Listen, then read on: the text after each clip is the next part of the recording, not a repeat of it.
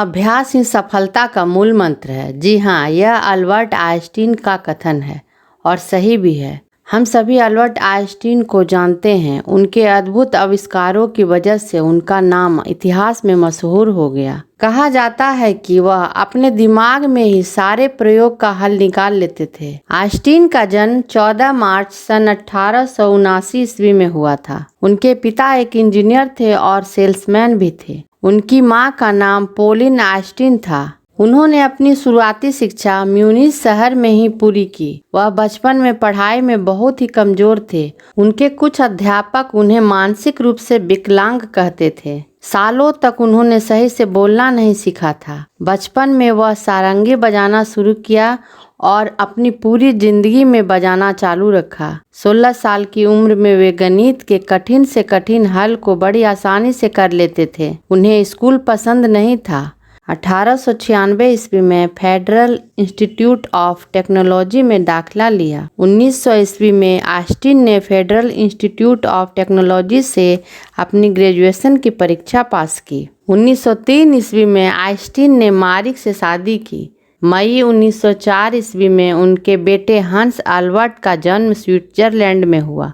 उनके बेटे एडवर्ड का जन्म जुलाई 1910 ईस्वी में ज्यूरिख में हुआ था। उन्होंने 14 फरवरी 1919 को मारी को तलाक दे दिया। उसी वर्ष आइंस्टीन ने एल्सा से शादी की। वह उनकी चचेरी बहन थी। 1935 ईस्वी में एल्सा को उनके हृदय और गुर्दे की समस्याओं का पता चला और दिसंबर 1936 ईस्वी में उनकी मृत्यु हो गई। आइंस्टीन ने बहुत दस्तावेज लिखे। इन दस्तावेजों से वे बहुत प्रसिद्ध हो गए। सन 1920 ईस्वी में आइंस्टीन हॉलैंड में लेइदेन की यूनिवर्सिटी में जीवन पर्यंत सम्माननीय प्राध्यापकी के लिए चुने गए। आइंस्टीन ने बहुत से आविष्कार किए जिसके लिए उनका नाम प्रसिद्ध है, जैसे प्रकाश की क्वांटम थ्योरी। आइंस्टीन ने द्रव्यमान और ऊर्जा के बीच एक समीकरण दिया जिसे हम E=mc² से जानते हैं।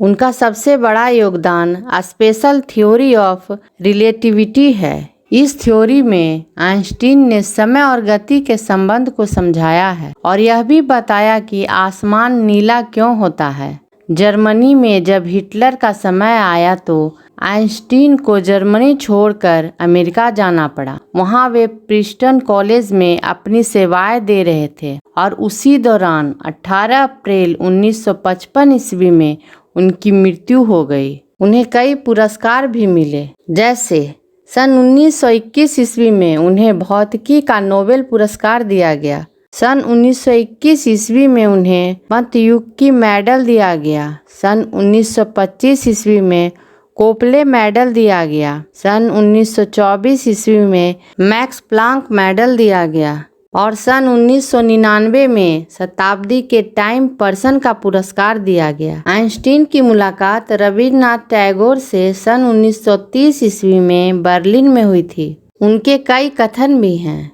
जैसे जीनियस और स्टुपिडिटी के बीच सबसे महत्वपूर्ण अंतर यह है कि जीनियस की अपनी सीमाएं हैं। सबसे खूबसूरत चीज को यदि मैंने कभी अनुभव किया है तो वह है रहस्य। यही सभी सच्चाई और विज्ञान की वजह है।